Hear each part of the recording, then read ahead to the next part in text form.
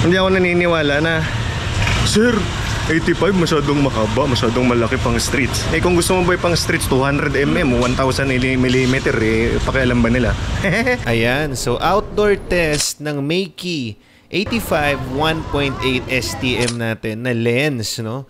So right off the bat, nakita nyo naman sa mga shots niya, ang bokeh, okay naman. And for moving subject at ma-action at maraming nagkakagulo, okay na okay ang performance niya sa face detection. Ganun pa rin, meron pa rin namang focus hunting.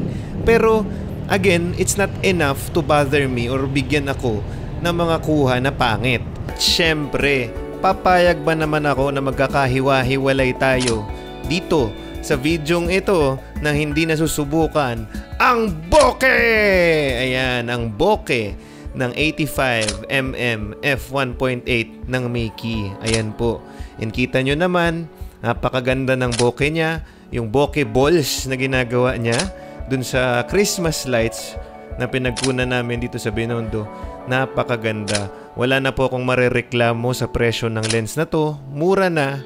Maganda pa. It's a basic 85mm f1.8 and it's functioning as it's supposed to be.